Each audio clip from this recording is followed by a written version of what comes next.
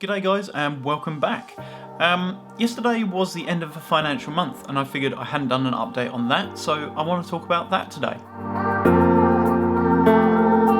So yesterday was the end of our financial month and that's a good opportunity for me to kind of sit back and think about the finances of the business, see how we're tracking, because ultimately at the end of the year I need to make a decision as to what's happening with this business.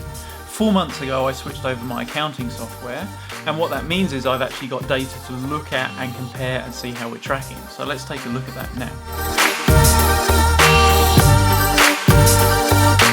So looking at this just from a statistical perspective, obviously this is the 4th month that we've got money coming in, and whilst there's a decline in the amount of money that's been coming in, it actually shows in the last 2 months, especially in the last 2 months, that I have a regular income coming in, which is really positive.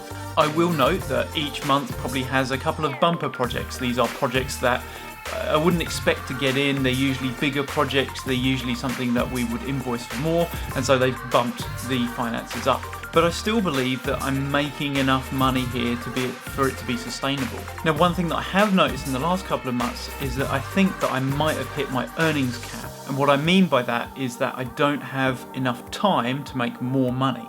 So I've been thinking about some answers as to how do I answer and how do I get around that potential earning cap that I could be facing. And they have included being selective on the projects that I take on, so being selective in where my time is used, thinking about a price increase, and expanding the company, so taking on another team member so that I can take on more work. To be honest, I don't have any massive answers for this. I think it's really positive that money is coming in and the business actually looks sustainable.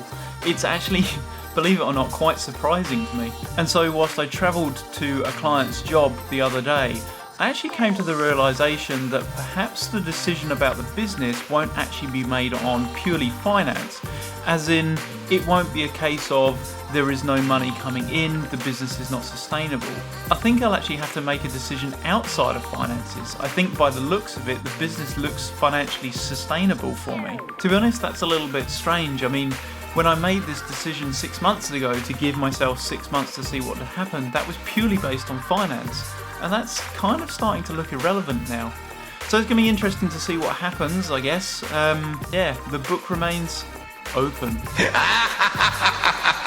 As ever guys, thanks for watching. If you enjoy the video, give it a thumbs up. If you enjoy the content that I'm putting out, subscribe to the channel, and I'll see you in the next video.